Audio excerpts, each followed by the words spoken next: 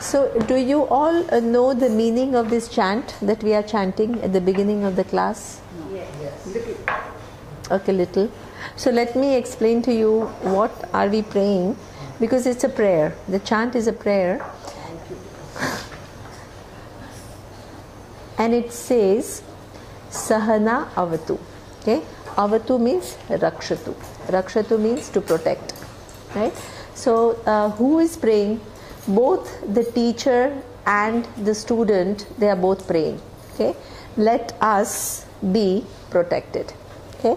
Now, why does one need protection? Distraction. Yeah, that's true. You need protection from so many things. Exactly. Like what? First of all, negative thoughts, Well, I know. negative vibrations around you, because everything has a vibration, right? So that negative thoughts, your own mind. Very good. But your mind is your own enemy, right? So your own mind, you need protection from, and that comes with knowledge. Okay. I don't know, mind. Yeah, no, you are absolutely right. See, any teaching situation is an important situation. It's an opportunity. Okay? And in order to make use of that opportunity, you need to be alert, right? Because you can go to the best school and the best professor, and then what happens? If your mind is not available, as Anjali is saying, how productive is the study? Okay? And your mind is not available in so many different ways, right? It's not like just one way. One is it could be sleepy. Your mind is preoccupied with acidity, knee pain. So that means you have so many other ways that your mind can just go. It's so easy to do it, right? It's not like You don't have to train it to do exactly. You don't have to train it, it just happens, right? And therefore, you don't take it for granted. You pray that let me be protected at least for this time where I've got this opportunity to learn, and let it then fructify into a proper study, right? Let it not be distracted. There are other subtle forms of distraction, and that is, imagine, right? I'm saying something and you already have ideas about whatever, what Atma is. Preconceived idea. You have preconceived, because almost everybody has read something on spirituality. Everybody has some opinion about what is the nature of I. Everybody has some opinion about the nature of the cause of the universe. Everybody has some ideas, right? So when you go to physics class, nobody has any preconceived ideas. So you learn very fast because you are just taught some formulas and then you pick it up if you have a clear mind. But here you are learning a subject matter about which it's impossible not to have any ideas. Okay? Now, when Vedanta says something about you and the nature of the cause of the universe, if it contradicts what you already believe, what happens? either skeptical or you accept it. Excellent. Right? There are two possibilities. Either you doubt, and which is a very natural thing, right? So we don't want to create this whole thing that you just have to accept everything that you say. Not at all. Doubting is a very healthy thing, right? But being skeptical is another way, right? It crosses the line. Doubting, inquiring, very healthy. But skeptical means that you have a predisposition and you have a little bit of a tendency to reject what you don't already believe in. That is a different mindset, right? So that is what you want to avoid. You want to listen with an open inquiring mind, okay? Which is not shy of asking questions, but questions with right attitude. Right attitude of finding out and understanding things better. Okay, so that can be a block, because every time, that is a human, you want to protect your little set of beliefs. There is another way that we actually, and that happens to almost everyone, that when Vedanta makes you explore ideas that you have never really thought about, it's too much for the mind to reach it and you fall asleep. This is a very common thing. You fall asleep because your mind is not used to exploring ideas of that subtlety. Okay, so it makes that all your neurons tick, which are not used to ticking, and therefore, and that is actually a good thing. That's why we don't, when somebody is sleeping, I said, okay, now Vedanta, it used to happen to me. Initially, I would come back from the class and I would be like so exhausted, and I would just have to go to sleep, because I think my mind was like working to figure out what exactly is being said. Because it's not like a simple teaching, be a good person, be an honest person. It's not that. It's inquiring deeply into certain realities, right? So that is also a possibility. So you want protection. You want protection because for that hour it's important that you stay alert, you stay focused. Okay, so therefore now, why is the teacher, this is not only the student who is asking for protection, it's also the teacher who is asking for protection, right? It's a two-way thing. It's not just one way, that the teacher knows it all and the students are just like, asking for protection. Why do you think a teacher needs protection? Clarity to teach. Excellent. Okay, clarity to teach. You can be very clear about ideas, but when you communicate those ideas, you have to be very careful about, first of all, how you're presenting those ideas, and you have to have that integrity that you're doing justice to the text, that you're not just adding on your own prejudices and your own kind of opinions into this text and actually distorting the actual meaning of the text. That is an extremely important thing. For that you need protection, because many times, not many people actually very deliberately want to misguide people. No, exactly. People have good intentions. Please understand that, right? People have good intentions, but if they have not understood things accurately, they end up misguiding people. And that you want to protect yourself from. So the teacher also has a responsibility. Okay, so therefore the teacher is also asking for first understanding and then communicating it properly. Okay, now only protection is something which is like a minimal. So the second word, sahanau bhunaktu, you want to be nourished. What is this nourishment? It's not just protection, it is one level, it's more positive word, right? The other one is like neutral, the other one is positive. Why do you want to be nourished? Knowledge. Exactly.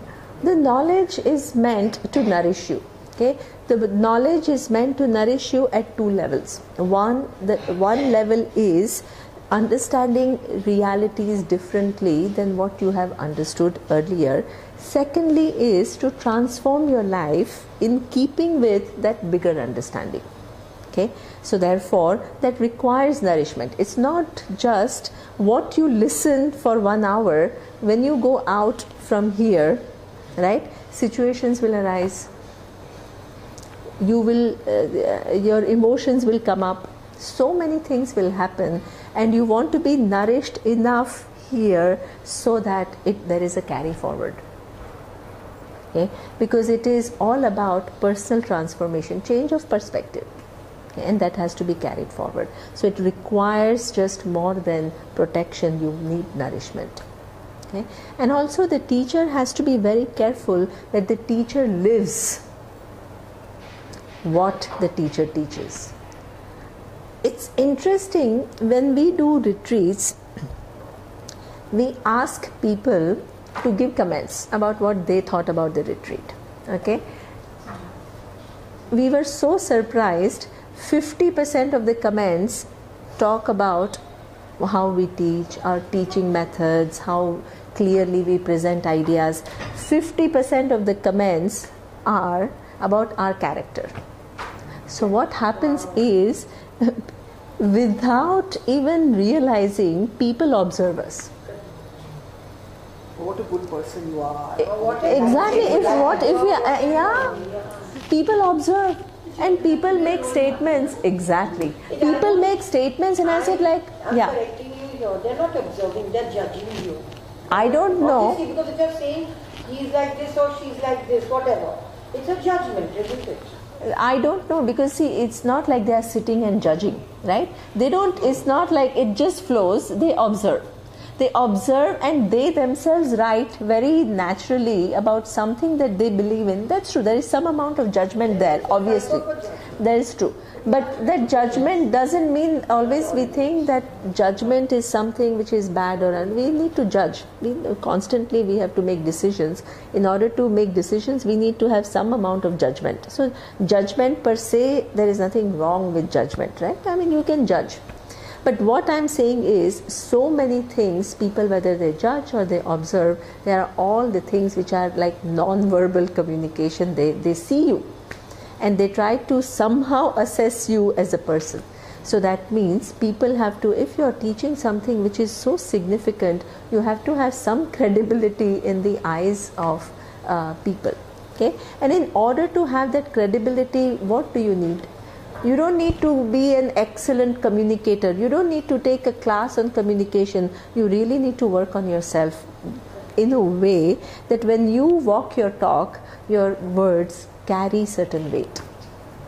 Okay? I used to always wonder, in my mind, I always used to wonder that when Gandhiji came back to India, right, he had this one idea in his mind.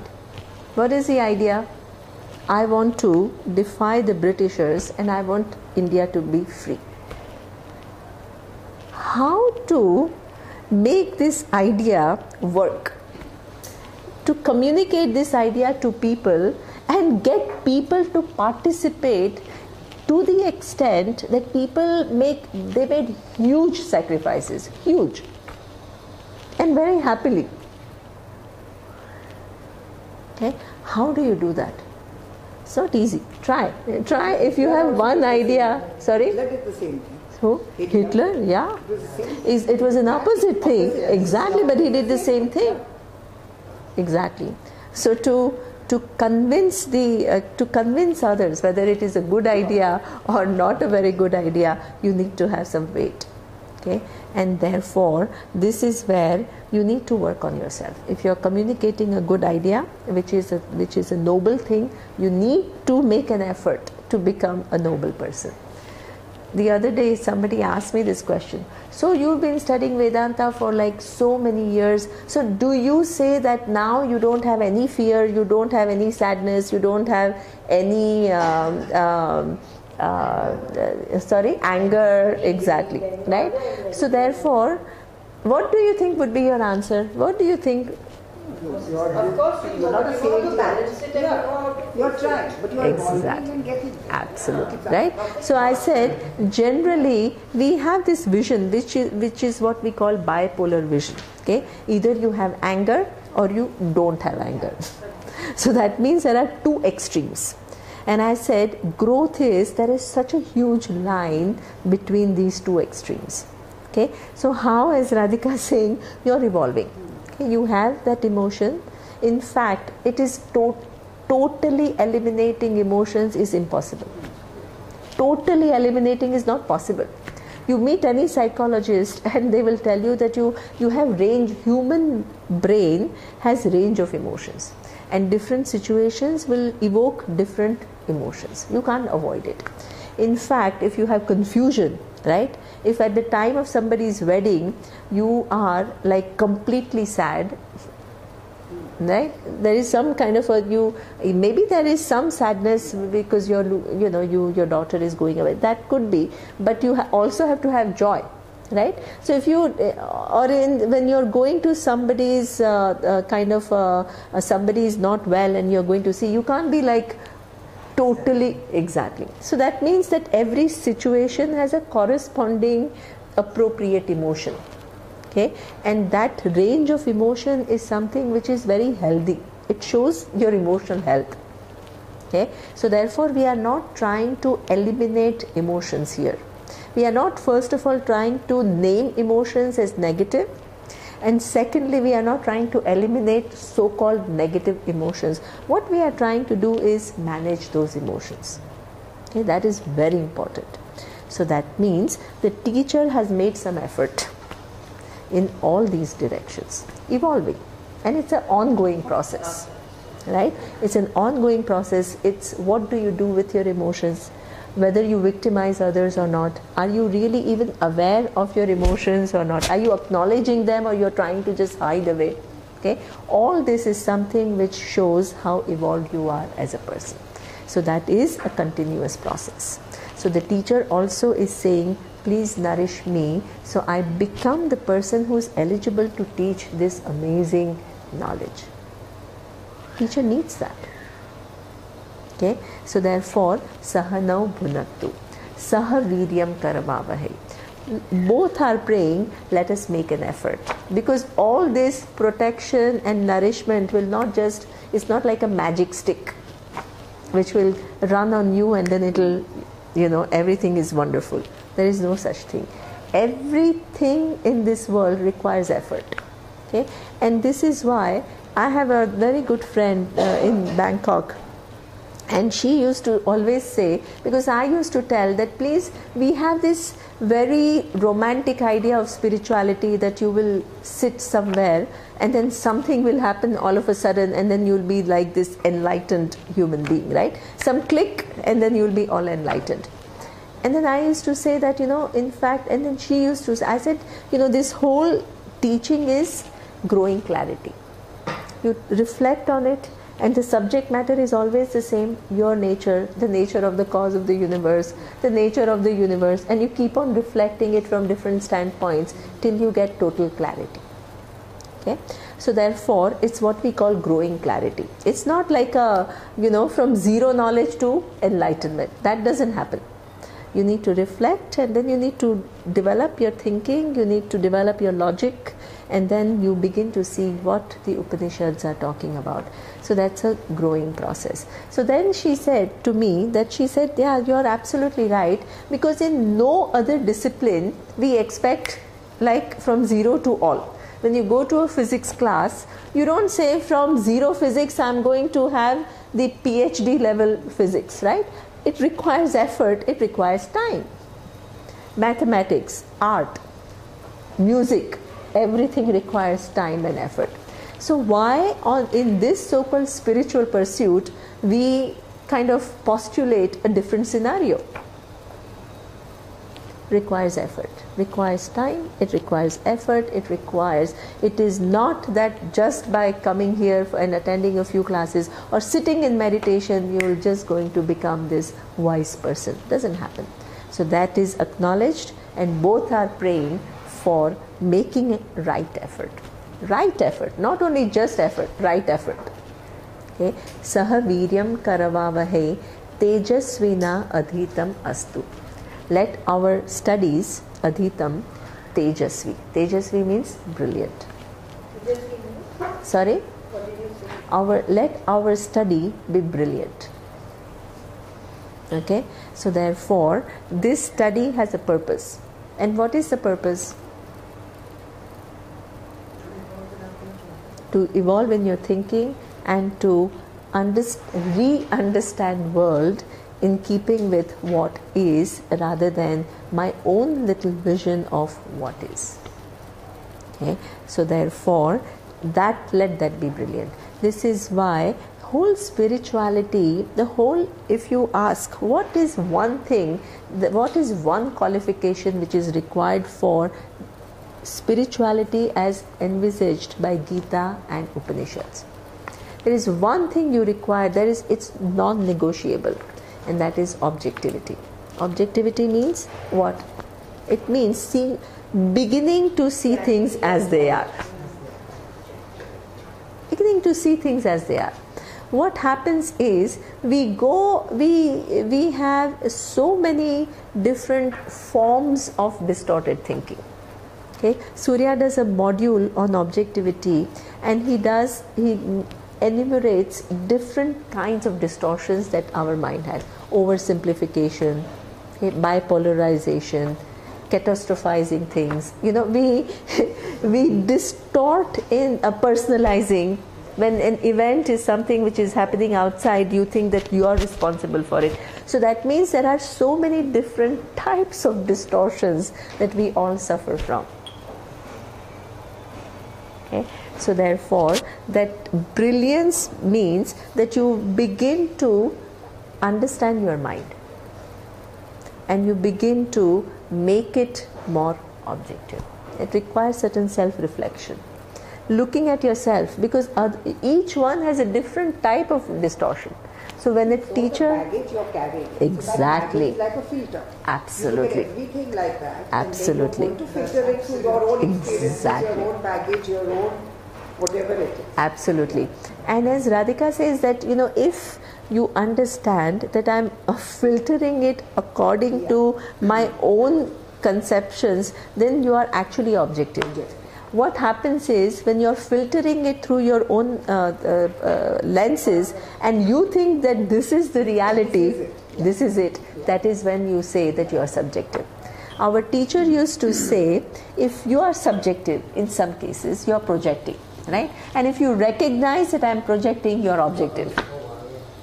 Because you know it. You're aware. You are aware. When you are aware, you can actually correct it. Yeah. But when you are not aware, then what happens is you think it's right. But even the correction is an effort. Exactly. Correction is not But easy. That just exactly. awareness doesn't lead to automatic But correction. being aware is a precondition Of course. for that correction. Because you're not in denial. Because you're not in denial. Exactly. Absolutely. You have to be. Right? So, Radhika, what happens is that in the name of spirituality, people get into this denial. Oh, I don't, oh, I'm bliss, and all these funny spiritual ideas people have, and there you just are not, you're in denial. And therefore, this Tejasvi means you have to be alert and you have to be objective and you have to be vigilant. You can't just be lax in your thinking. Okay, so Tejasvina Adhitam Astu, and the teacher also has to be like that, right? Sometimes what happens is, for a teacher, when you get into a position where you implicit, not really explicit, when you have power over others because you are assuming role of a teacher, okay, it's very easy to manipulate, very easy. Because people come to you with a certain amount of confidence in you, reverence for you, especially when it's spiritual teaching like this, okay, and you can easily take advantage of that, so easy. Sometimes you don't even realize, right? So the teacher has to be extremely careful, that very alert, very objective, where you don't encourage that kind of you help people, of course you have to, and you are with them, but you don't create that kind of a dependence, over dependence. It can all happen. Yeah, you are, exactly. I mold the thoughts. I mean, not I, but whoever is the teacher who molds the thoughts. So there is a huge responsibility. So therefore, that you have to keep on reminding yourself that you are with truth. You and also your own self. This thing of not that relation, not to abuse that beautiful sacred relationship. Okay, so therefore, Tejasvina Adhitamastu Ma Vidvishavahai. Let there not be any obstacles. Okay, and then there is Shanti, Shanti, Shanti. So why 3 times Shanti? Because there are 3 types of obstacles. What are they? One is what we call Adhyatmika, centered on I, which is already what Anjali said, that you can be distracted, or your opinions come in the way. Sometimes your backs and pains and all that distract you. All kinds of things can happen to distract you. That is what we call Adhyatmika. The second is Adhi Bhautika, the distractions which come from surrounding. Imagine that very cold, noisy, all these things are surrounding, lot of rain, right? All these things can come anytime, and all those things can become a distraction. Okay, so you want your physical surrounding to be conducive. That's why they used to go to these beautiful places, very inspiring nature, where you feel, that you're one with everything, and that helps learning situation. Okay, so that means your environment has to be conducive. That's why they say that the homes, it's very interesting, the homes where this knowledge is shared, as Anjali says, the energies change, right? Because this is a home where something very meaningful has happened, and this is why many people have said that please do it at my home. Is like considered, is seen to be like a huge thing, because not only we are subject to environment, we also participate in changing the physical environment. What we do in that physical space changes the environment. Okay, so therefore we also make an effort. Not only we ask for a conducive environment, but through our own behaviors and our own efforts, we create a conducive environment. That is a very nice thing, you know. So you are a participant also, you are not just a recipient, right? And then the third factor is Adhidaivika. Adhidaivika means so many factors, so many causes that I have absolutely no control over, and I don't even know what those causes are. What brings you here today, if you really look at the causes, how many causes? Causes within causes, within causes, within causes, that you and I meet itself is what? How many causes? Innumerable causes. Okay, and did we all design all those causes? Did we say, okay, now this? We didn't do any. We are just we find ourselves within this chain of causes. Okay, so that chain of causes which has brought you here, the same chain of causes have to continue so that this teaching blesses you. Very important. Okay, so therefore Shanti, Shanti, Shanti. Okay, now we will start this Upanishad. Upanishad, now first you need to know, when you tell people that you are studying Vedanta, maybe the first question they ask is, what is Vedanta? Okay, so what is your reply? What is Vedanta? It's a study of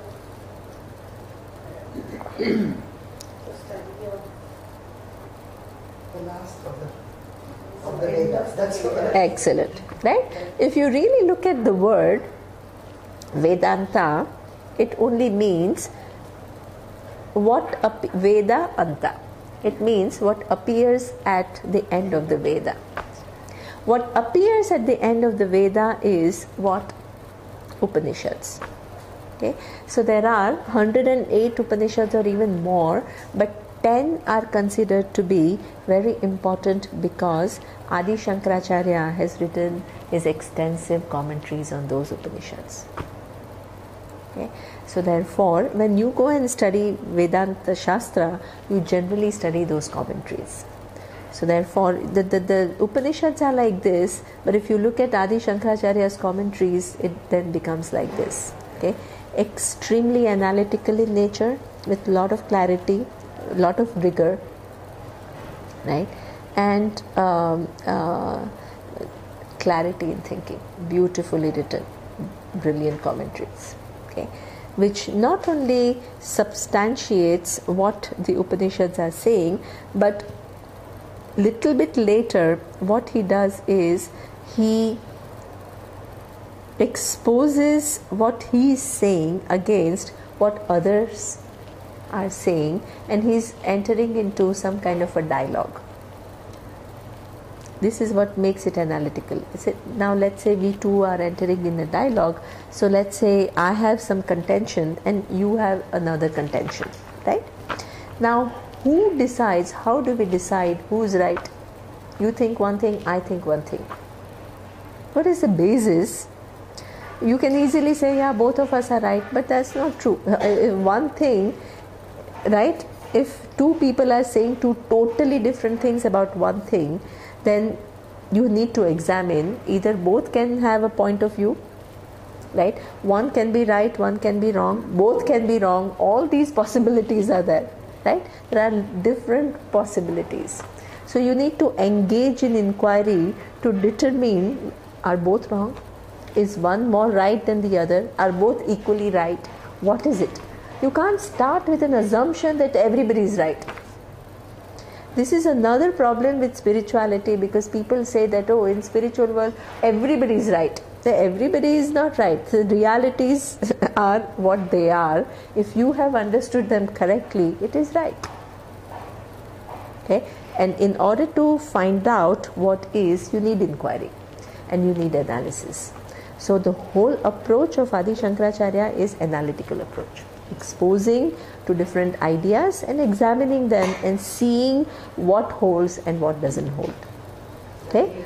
So that is a kind of a answer. That when you make your knowledge, it's not like I believe in one thing, and if a scientist stands in front of me and starts saying, but why do you say that? Then I'm shaking, I have no idea why I'm saying that. It's not like that.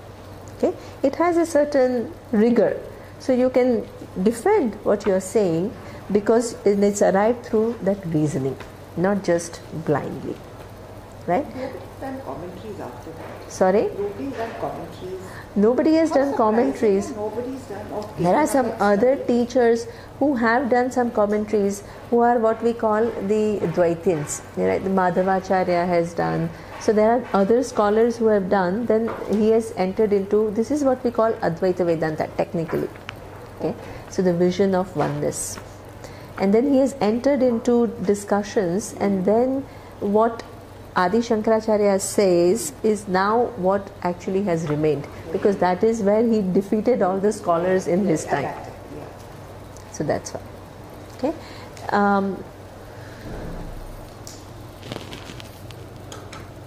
So now Kathopanishad is one of the Upanishads that Adi Shankaracharya has written commentaries on. Okay. Now, in any text, you make a division. Do you say beginning of physics and end of physics text? Do you divide like that? Nobody divides a text like beginning of the text and end of the text. So why in this case, in Vedas, you divide a text according to the position? What is appearing in the first portion of the Veda and what is appearing at the end of the Veda, as Rashna is saying. Why do you think that the division is like that? You need to understand the foundation to the end. Preparation towards it? Yeah. Okay. The reason why it is divided like that is because of difference in subject matter. Generally that makes sense, right? You have a physics book and you divide 10 chapters according to the topic. Here it is change in topic. The first portion of the Veda is called Karmakanda. Karmakanda is constituting of different rituals and prayers, right, for you to obtain things that you think are useful for you. Vedas have no commitment. It only says if you are desiring of wealth, this is a ritual.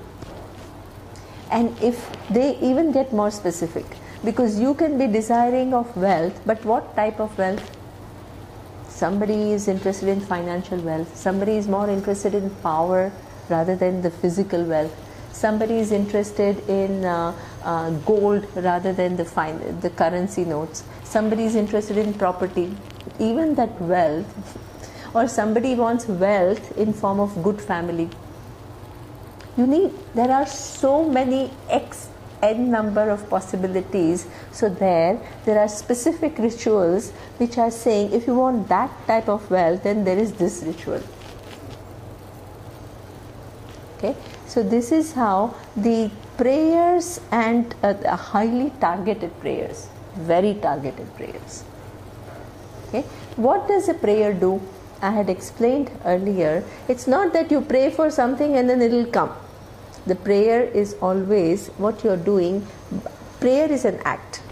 When you act, and when you have a specific intention and you do an act with that intention, what does it do? It acts as one of the variables for you to achieve those things. One more variable which will change the equation.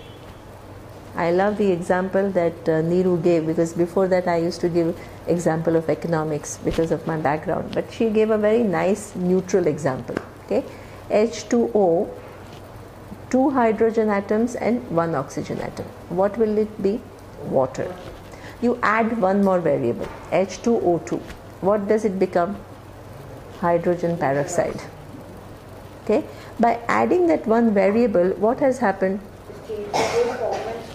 Exactly. It has changed the whole form and structure. The outcome is different. How has that one O2 worked? One O, what has it done? It has worked in conjunction with. It's not just independent. It has worked in conjunction with those 2 hydrogen atoms and 1 oxygen atom and changed the configuration. So is it only that O which decides what is the outcome? No. No. What is it? Along with H2 and O, it then adds on. So therefore, any prayer you do is not the only variable. Right? It works in conjunction with the other variables. But it definitely changes the outcome. It cannot, it's just like law, it's like mathematics.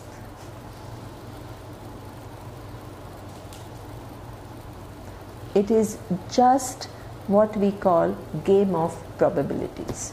And what are you doing? You're increasing your probability by adding one more variable. That is what prayer is. Once you know that, you cannot but change the configuration. But whether you change it exactly according to your own like or not would depend upon what? Yeah. The other variables. I got a little doubt. In the sense, prayer with what? In conjunction to what? In conjunction to, for example, money. For example, you want financial wealth, right? So only you can't sit and pray, I want financial health. You have to go to school, or you have to engage in some activity, right? You have to either choose to do prayer plus work. Exactly. Like that will teach For everything. For in this case, you want wealth. If you want good relationship, right?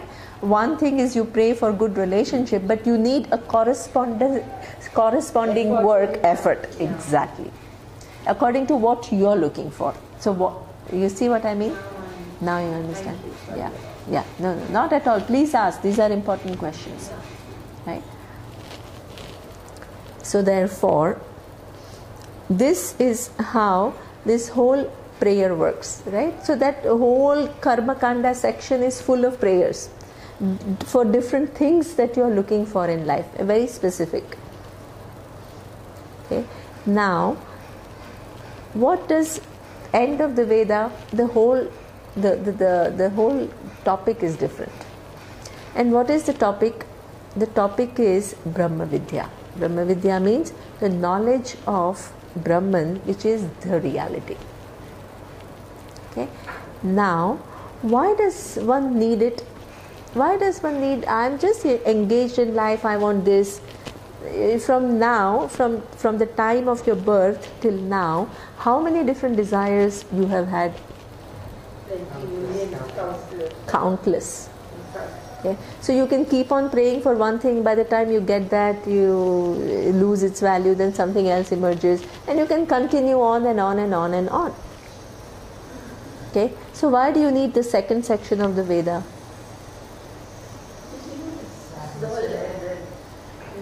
know how to know how to deal with these different.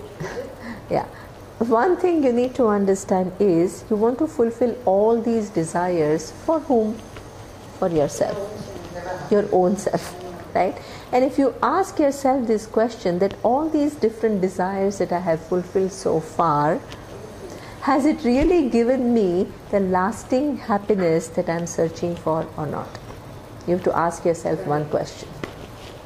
Is it giving you happiness? Exactly. Because you can go on your whole life, there is n number of possibilities of what you can ask for, and you can go on asking, and there are all these different prayers, and you can do all your own efforts. Whole life can go and lifetimes can go, until you ask this question, that what am I really looking for in life? What I'm looking for is my fulfillment. That is the goal. That is human goal. Okay, all this desire fulfillment that I have had, has it given me that lasting fulfillment or not? What do you think is the answer? No. Okay, whether it is me or you think who according to you is the most successful person on this earth, and ask that person. Ask that person, are you really fulfilled? Say no. And they will say no, right?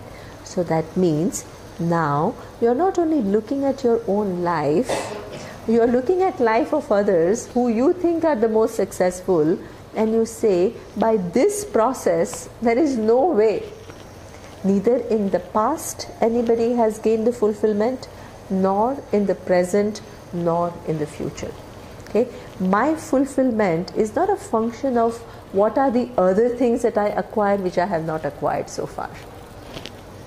Because there were so many things which I had not acquired earlier, which I have acquired now, but if I look at it from the standpoint of my fulfillment, it has really not made that much of a difference. Okay? This is a huge step in life of any individual. When you understand that relationship, then you say, now this whole my natural tendencies of fulfilling one desire or the other does not give me fulfillment, but my search for fulfillment is something, can I just give it up? No. No. That is the most fundamental search that I have. So, how does that search end? What do I do?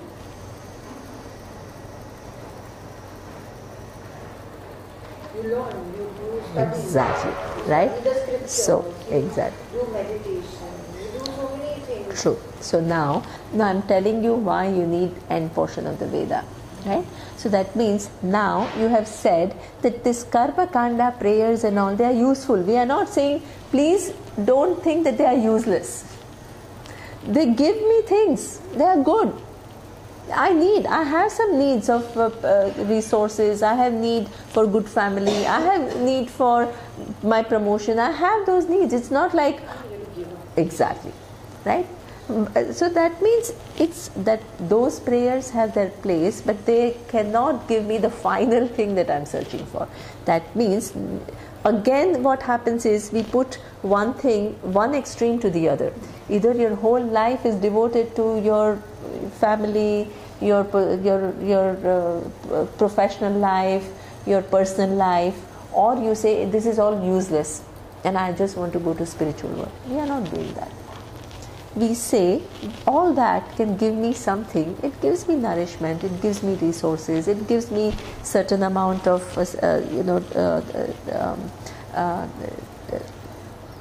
any education that you have had gives you an infrastructure to think clearly. So all that is useful, but it does not finally solve the problem. So neither I can say that it is useless, nor I can say that this is the end of my life. This is the end that I am searching. Okay? Then you have to look for that which fulfills you. Okay? Now, when you begin, that particular term is in Sanskrit is called mumukshu. Mumukshu means moktum ichuhu. Moktum ichuhu means the one who is desirous of freedom. Freedom from what? Ignorance. From your, actually, freedom from your lack, sense of lack. Because fulfillment, in order to be that fulfilled self, what do you need to get rid of? Your sense of lack, your sense of limitation, your sense of what? Inadequacy, low self-esteem, all that you need to take care, without which there is no freedom. Okay? So now, what do I do for this freedom? How do I get that freedom from limitation? How do I get freedom from lack? How do I get freedom from sense of inadequacy, low self-esteem? How do I get rid of it? Exactly. So therefore, there is one thing, what Rashna says is God, she got a right. One thing you say and you're always right, and that is the word objectivity. So that you'll always get, yes. You know. So, how does one get that objectivity? Because the minute you say my normal pursuits, so normal pursuits are just simple pursuits, money, power, position, cars, vacations, sports, these are all normal pursuits, right? Now, those don't get it. So now I have to do something different for my fulfillment. Okay. Now, this is where you enter what we call the spiritual world. Okay. Spiritual world is almost like a world of its own. Why?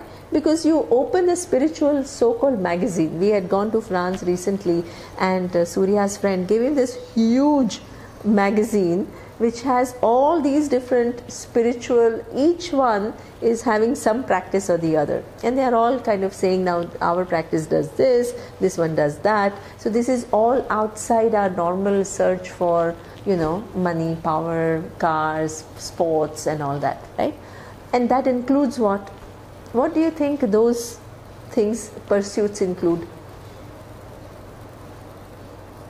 There is so many. Niru knows some spiritual things that people do. Yoga, meditation. Okay, yoga, meditation. There's malas and exactly, lots of things. Exactly. Yeah. So all kinds of you have n number of possibilities, right? Exactly. So now you need to know what among that will give you the freedom.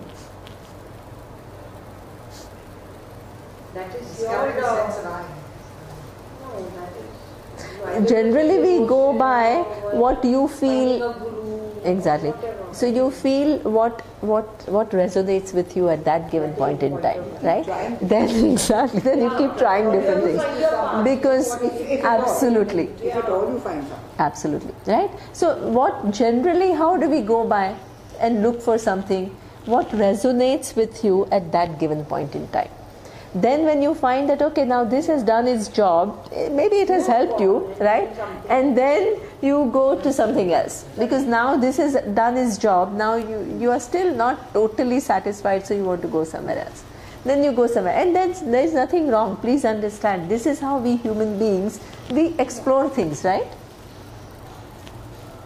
So therefore, now there is some logic that the end portion of the Vedas they give us. Otherwise, there is, just as in this life we go on searching and there is no end, there also there is a possibility that you keep going from one thing to the other and there is no end. Okay? In order to come to some kind of a resolution, it gives us one logic. The Vedas give us one logic. It says that if you are basically a limited person, okay, no matter what you do, okay, can you find yourself free from limitation? No. Whatever is your real nature, you can never get rid of. Okay, a sugar is sweet, it will always remain sweet. What will you do to make it non-sweet? If you don't like sugar in food, what will you do? You will add other things. But can you make sugar non-sweet? No. No. Okay. So that means it says that if you are basically limited person, X amount of things that you do in your normal pursuit or X amount of things you do in your so-called spiritual pursuit will never come to a point of resolution where you can say, I am fulfilled. Because what? Nobody can stand limitation. Nobody can stand. From limitation comes what? Sense of lack. From limitation comes sense of inadequacy. You will never, frustrations, everything comes from there. Frustration, anger, everything comes from there. Exactly. So therefore, if you are basically limited, there is no solution to this problem. You are stuck. Okay? But can anybody accept this? If I say that now there is no, all this search that you have had has zero resolution because that's your real nature. You are limited and because of that all these consequent feelings are inevitable. Nobody can be satisfied with that. Okay, and therefore if there is resolution, then there is only one logical possibility, and that is you are already free.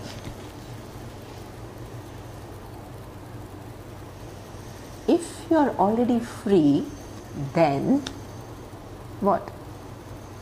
Then you can ask, but if I am already free, why is it that I feel that I am not free? That if I am already free from limitation, why do I feel that I am not, I am limited, highly limited? So this is where the Upanishads walk in. They walk in to say, hey, your conclusion about who you are is faulty. Let me show you how you are what we call Ayam Atma is Brahman. This Atma, I, is Brahman means big. Okay, big means how big? Limitless. Okay, there is no limit to that bigness, because here the word big is used not as an adjective but as a noun. Okay, when I say big, the bigness, I use it generally as an adjective. What do I mean? I say big mountain. So that means the bigness that the word big conveys depends upon what the mountain that it qualifies.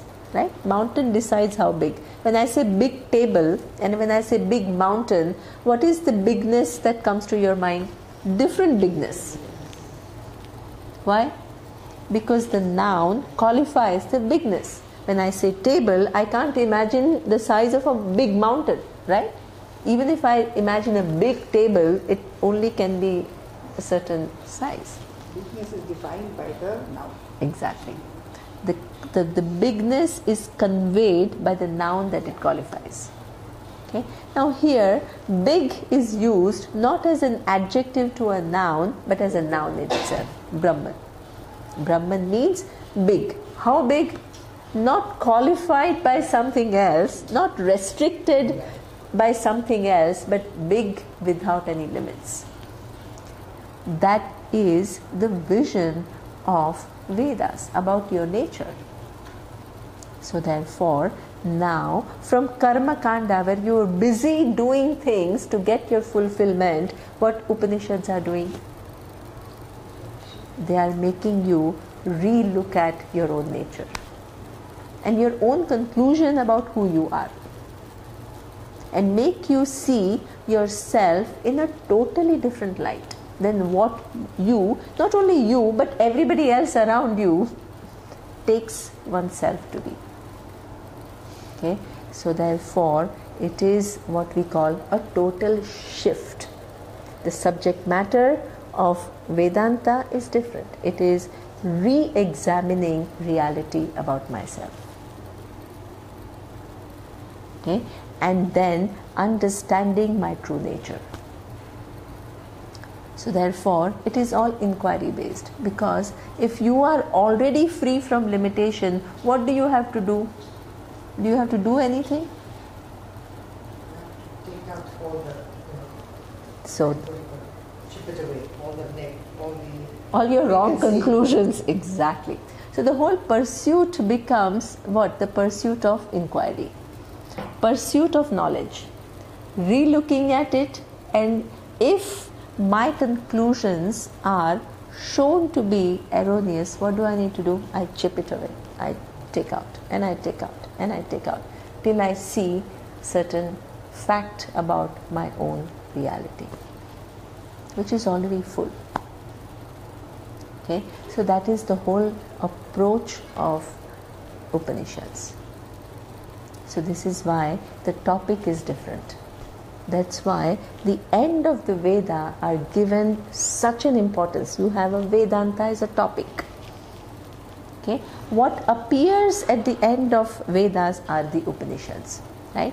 Now, what does Upanishad, the very term Upanishad means something. Sanskrit language is an amazing language because it actually, every term is such a precise term. There is no room for any discussion about the meaning.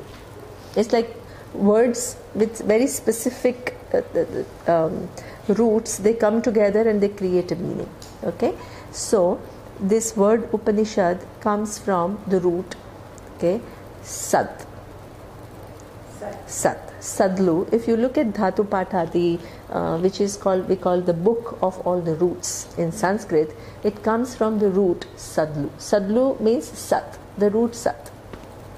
Okay, and it has two prefixes, Upa and Ni. So Upa plus Ni, and then Sat is the Dhatu. Dhatu means the root.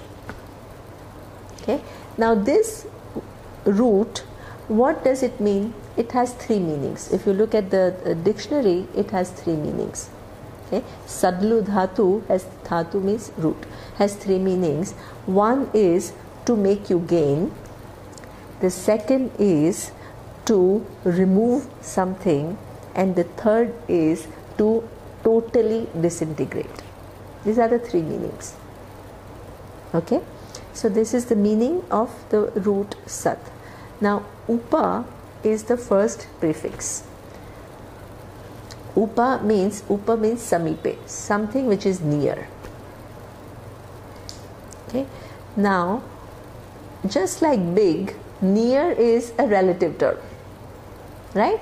When I say something is near with relation to what? To you, to yourself. Exactly. So 1 minute. First understand that the word of near, right? It depends upon your reference. For example, compared to other galaxies, what? Milky Way galaxy is near. But compared to what? The Earth, Milky Way galaxy is what? Very far. Right? Now, the Earth is near, but with reference to India, the whole Earth is what? Far. Right?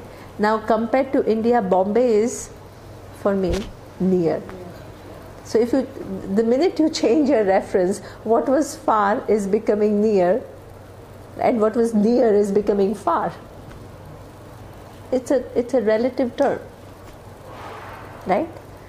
Then compared to Bombay, South Bombay is near, but compared to Peddar Road, South Bombay, other parts are far. Then this St. Helens Court is what? Near. Then what? Apartment number, what is this? 3 is near. Then compared to this apartment, this room is near. It all is relative. Okay. Now, what is Upa? Near, which is not relative, it's always near. What is that? Yourself. Excellent. So here, Upa means what? The knowledge of what? Yourself. Now, knowledge of yourself, you already, if I ask you, who are you? You have thousands of things to tell me who you are. You don't need Upanishads to tell you who you are. So why do you need Upanishads? For your knowledge about yourself. Faulty. Exactly. So as Radhika says, we all know, we all have sense of I. It's not that we don't have sense of I. Okay? But that may be faulty. Okay, so this is why the second prefix, which is ni. Upa is referring to something which is near, and what is the nearest and it is not relative is what? I.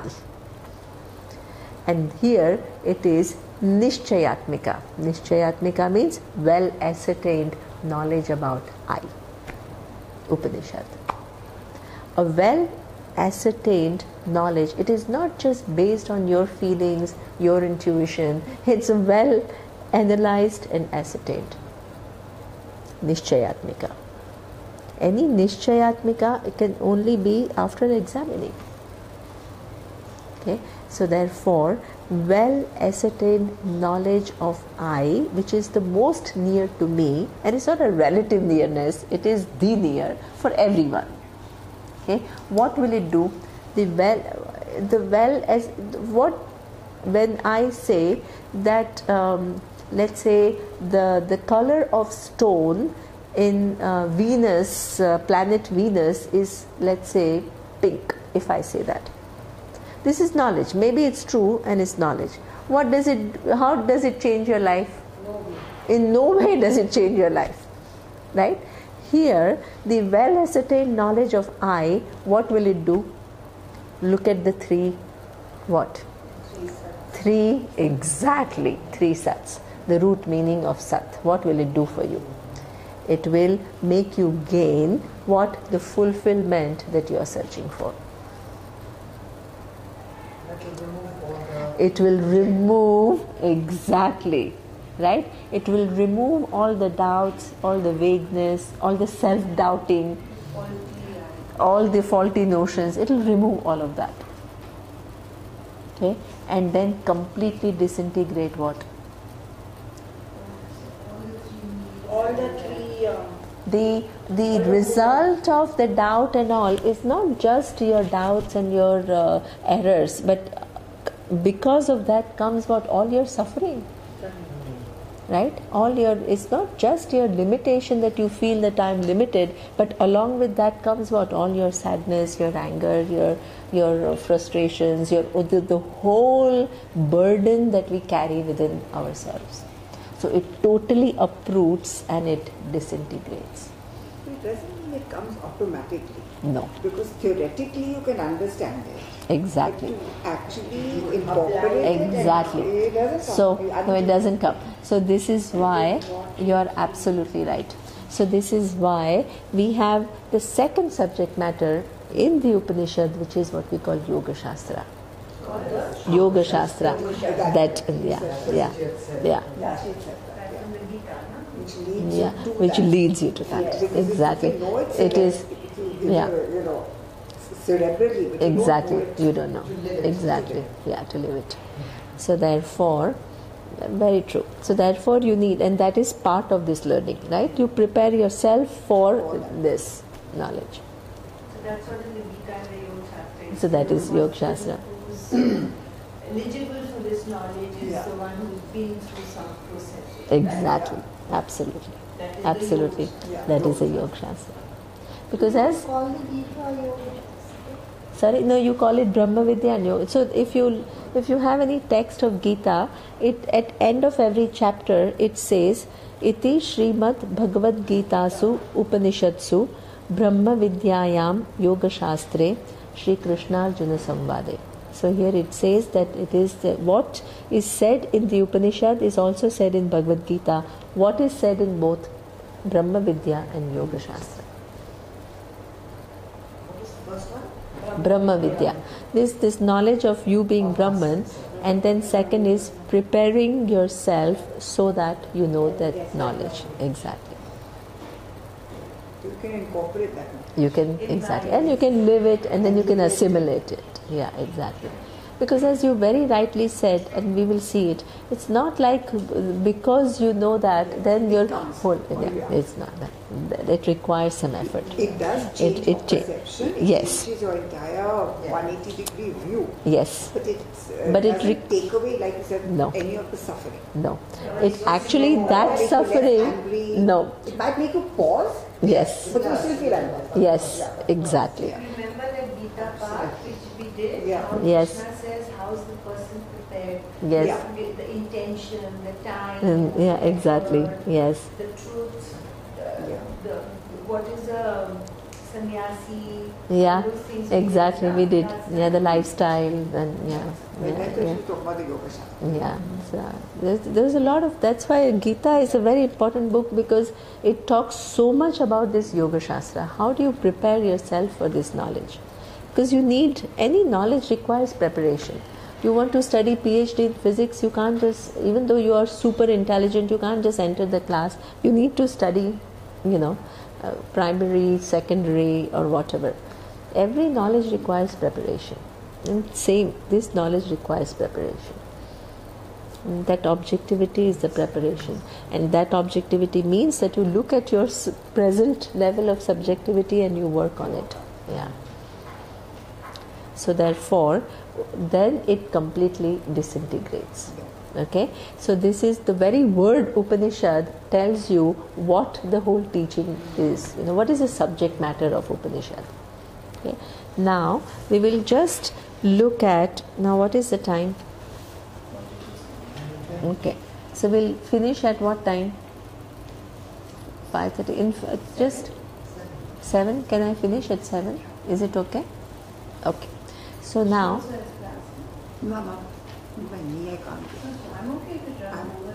No, 7 is good because anyway I started at 5:30, so then it becomes too much. You have time, no, Deepa? Okay. So, Om Ushan Havai Vajashravasah Sarva Vedasam Dadau Tasya Hi Nachiketa Nama Putra Asa Saha Uvacha Pitaram Tata Kasmai Mam Dasyasi Iti Dvitiyam Trutiyam Tam Huvacha Mrutyave Tvam Dadami Iti. Okay. So now just the literal translation and then I will explain, right? So here he says that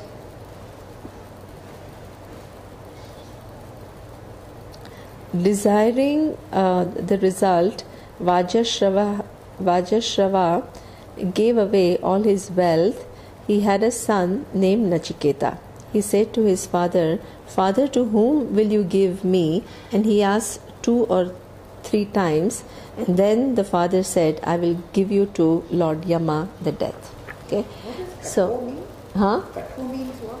Katha, Katha means it's in form of a story. Yeah, Katha. Yeah. So that the Sanskrit, the way it is, when 2 words come together, it creates a sandhi. There are some rules, right? So Katha Upanishad. Now, it starts with a story. It creates a context for this self-knowledge. Okay. Now, the context is that one person called Vajashravaha is performing a ritual. Okay. And in that ritual, after having done that ritual, every ritual, Vedic ritual, comes with dakshina. Dakshina means Offering. you give wealth, you distribute wealth, right? So there, in this particular ritual that he was performing, he had to distribute a lot of wealth. Okay. Now, what he does is that now the scene starts by this little boy who is seeing his father giving all the old cows, and at that time the wealth was in terms of what? And cattle, right? So therefore he's giving up old cows, old horses, old things, all the animals who were lost their, they lost their prime years. Now this boy is watching and he's saying, what kind of giving is this? Okay, so this is where, if you remember that according to the our Gita and Vedas, giving, which generally, what do we think? Giving is good, right? That's the idea that we have. Giving is a good thing. Exactly. What Gita does is it divides that giving into 3 categories. One is what we call sattvic giving, second is rajasic, and the third is tamasic giving. Okay? When you give things that you don't want, this is what we call tamasic giving. You think you are actually getting rid of things that you don't want, but you present yourself as a giver. Okay? That is tamasic. And what this little boy sees, his father is doing, what kind of giving is tamasic. All the old cattle, is difficult to look after them, to feed them. They don't produce anything for you. Then you give a donation and you get rid of those. Is this a good giving? Is this no? The boy sees that. Okay, come back. What is rajasic giving? Want to show everything. Exactly. You give right? And then you want to be recognized as somebody who is big philanthropist or who is generous, or sometimes it is a giving with mind, what can I get back in return, right? So therefore it is, see, first I want you to understand that it's this rajasic giving is not bad. Please don't think that it's bad, okay? At least that person is giving, right? But there is some kind of an intention which is a personal gain, which is very much present in that giving. That's what makes it rajasic. Okay, what is sattvic giving? You can evolve further, right? It's not rajasic is bad. What we are saying is you can evolve even further and make your giving into a sattvic giving. Okay, what is that? What is sattvic giving? Sorry? Share something which you also need. Excellent, right? One thing is very important when you give something that you value. When you value it and you give it, there is certain amount of, it's an effort, right? That then what happens? You become bigger, because when you value something, what is your natural tendency? To keep it for yourself. Okay, when you, in order to overcome this natural tendency of keeping with yourself something that you value, you need to make that effort. And by making that effort, what happens? You become bigger. You grow. Because you are able and willing, using your free will, you are able to give. There is a Samaveda, and that Samaveda, there is a very beautiful chant. The chant is Setus Taraha Dustaran Danenam Adanam Taraha. Beautiful. He says there is a bridge, and he says you have to cross over the bridge. Okay? And you want to cross over the bridge you want to be generous. And what is your natural tendency? Hoarding. Hoarding is everybody's natural tendency. Okay? Now you want to overcome that tendency and you want to become a giver. How will you become a giver? You want to cross the bridge from being a self-centered person to being that generous person. And there is a bridge. How will you cross that bridge? Huh? Excellent. Danenam adanam taraha. Your natural tendency is adanam. Adanam means hoarding. How will you overcome it? By actually giving. Danena adanam taraha. There is no other way. Very good, Vandana. There is no other way. You have to start giving. Only by giving you overcome your tendency to hoard. There is no other way. But isn't your intention how you give important? Exactly. I might give because I'm trying to get some rewarded in the spiritual world. Yeah. But what happens is, see, one thing. That is why No. Just 1 minute. There is this very common feeling that you have to give without expectation. That is not what we are talking about. That is not what we are talking about. Please understand, because Vedic vision is a very kind of it's not rule based. You understand and you do things, right? This becomes an advice. Yeah. That you give without expectation is an advice. The whole Vedic teaching is, there is zero advice. It just makes you see things in light of which you do things responsibly. Whole life, the vision is different. Okay? So that means now, by becoming big, what will I gain? My spiritual growth. Exactly. So I'm still I in grow. expectation. Exactly. That's what I'm saying. That There's still an expectation. human growth is, my growth is what? That I become bigger. Nobody does things just without any expectation. There is a nice saying in Sanskrit which says, Prayojanam vina mandaha api na pravartate. Without some kind of a thing in mind, even a dull-witted person will not engage in an activity. Any activity that you do, you have some expectation. It's rational to have expectation. That you come here and spend so much time of your life, of your day, making an effort to get here. Is it without an expectation? No. You come with an expectation that it will help you in some way to live your life better. When Arjuna was asking Lord Krishna, he certainly had an expectation. He wanted to understand what life was all about and what will remove his grief. And when Lord Krishna was talking to Arjuna, it's not that he had no expectation. He expected Arjuna to understand, and he tried his best to make Arjuna understand.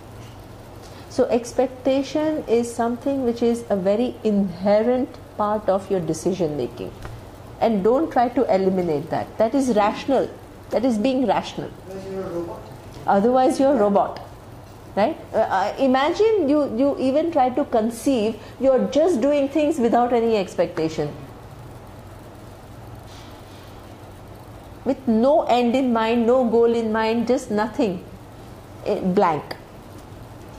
It's impossible to even conceive. You have always something in mind. But that something can be either something very narrowly defined, or that something can be something which is evolved. That is, and in order for that to be evolved, you have to make that effort. So therefore, Setustara means by giving, right? The only way I overcome my tendency of hoarding is by giving. And by giving, I have to recognize, what I need to recognize is that the laws work in a way that the more you give, what happens? The more you get. That is enlightened decision making. That means I'm defining my well-being by what? Well-being of others. Because nobody can say I'm not interested in my well-being. Nobody who's honest can say I'm indifferent to my well-being. The whole human pursuit, according to Veda, is your fulfillment. How are you going to have no expectation? Right? But if I define my fulfillment by just holding on to things, then I still have a lot to learn in life. But if I define my fulfillment by saying, by helping others, I get helped in the process, then what? It's a very holistic view. You are taking care of yourself and you are also taking care of others. You know, this self-demeaning, self-depreciating, that is not what, the whole thing is your Brahman.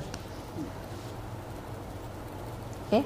You have to change, you have to nourish yourself, but your nourishment has to come from proper understanding and wisdom. Okay? So therefore, this giving is only by, now I say, by giving you, I am going to get more. So that means what? Both our interests are guarded. And that dhanam, then, when you say that, okay, now what makes it sattvic is, where is your focus? It's not that you are not expecting anything. You are expecting, but what is your focus? Is your focus you? The other person. The need of the other person. So that means you do expect, right, to help that other person. And the need of the person is the prime. And you do what needs to be done, what you can do. Okay, that's what makes it sattvic. The focus is not what will I get out of it. The focus is not that whether I will get name or not. The focus is what has presented itself to me and what can I do in this situation. And if I can do something to help, I go ahead. And by doing that, don't think that it's a sacrifice on your side. The universe is such that it will reward every proper activity which has good intention. With that understanding, you do what you have to do. You are not a loser when you help others.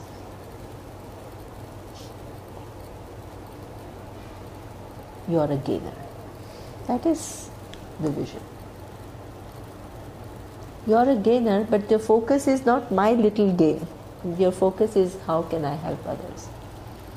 Okay, so that's what makes Dhanam a Sattvic Dhanam. Proper attitude, proper understanding. Proper understanding of your role in scheme of things. So now this little boy sees that his father, of the three types of Dhanam that he knows, his father is what? According in his vision, what is this Dhanam is useless Dhanam. Getting rid of all these old things. So now, what does this boy do? He's a little boy, and this whole big ritual is going, the act of giving is going on. Now this little boy, what can he do? He has options. He has three different options, right? He can just keep quiet and say, now this is not my business, I'm too young, my father is doing his own thing, so I can just, go and play. That's one option, and it's fine. The second option is he can go to his father and he can say, what is this nonsense you're doing? What is this kind of thing? I mean, you're really doing something totally inappropriate. And from what I understand, this is not at all an appropriate thing, and you will not get the result that you're looking for. That is also second option. The third option is to go and say something, but say it a little bit more subtly. Differently, exactly. You can do it, you need not do it, and you can do it differently. See, the whole life is about that. Whole life is that. Okay? Because we have only two possibilities. Either he just doesn't do anything, that's how our mind works. Or he goes and tells his father, this is completely wrong. That is how our mind works. But there is a third possibility. There is always a third possibility. Not to be passive and not to be aggressive, but to be what? Assertive. Say things, but say it nicely. Okay? And this boy is an intelligent boy. So he chooses the third option. What does he tell his father? He doesn't go and he says, to whom will you give me? Okay? What is this question? To whom will you give me? What is going on in his mind? Adi Shankaracharya explains. Okay? And he says, by asking that question, he is telling his father that you are giving all these useless things. I am a young boy. I can be of more help than all these useless kettles that you are giving. So if you give me as a dhanam to somebody, it is a good dhanam because I can do things for whoever that I go to. So that is his whole intention. Okay? He is very subtly telling his father that give something which is what he knows, something which is of value. Because he knows his father loves him. He knows that the father, what does the father like the most? His son. His son. He's trying to place a value on himself. Exactly. So he's putting his value and saying that I am valuable. He's not saying the father's value for him. He's saying, yes, he's doing both. He's doing both. Yeah. Right? He's saying that you like me, so you give something that you like and not something that you want to get rid of. That is the first thing. The second thing is he's not devaluing himself. He's saying, if you give me, I will be of use. He's accomplishing this by just asking him, who will you give me to? Okay? Now, what is the tendency of father? What does he do? He just ignores him. So he ignores him. So he just kind of pushes him. So what does this boy? Now again, this boy has an option and said, okay, I've done my job. I've done once. Then he goes second time, and he asks his father, who will you give me to? Okay. The second time, the father pushes him away. The third time he goes, and he says, who will you give me to? Right? What does the father do? The father is irritated. The father is not in the disposition to reflect on what this boy is asking. What is he saying? What is his intention? Then Okay. what he's doing is wrong. So therefore, the father is irritated by this whole thing, because in his vision, what happens? He's in the midst of doing something very important, and the boy is coming and asking some irrelevant question. He is also shut in. Shut him up, Yeah. right?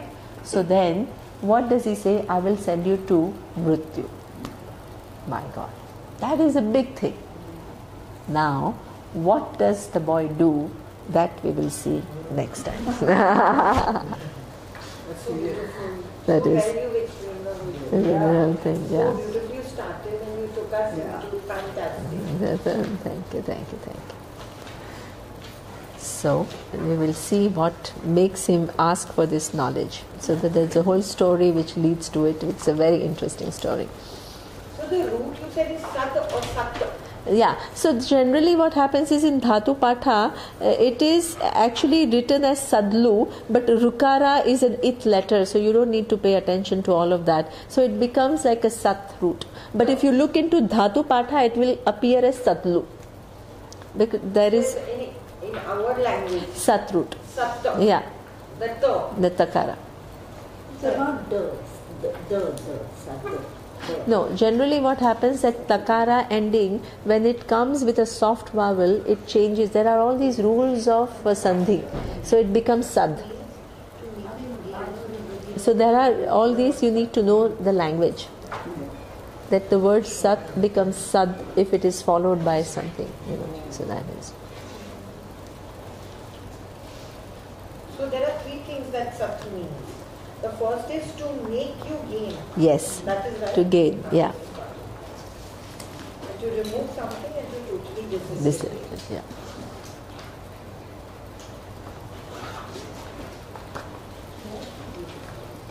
Prayer. Om Purnamadav Purnamidam Purnat Purnamudachyate Purnasya Purnamadaya Purnamevavashishyate. Om Shanti Shanti Shanti. Om Shri Gurubhyo Namaha. Hari Om.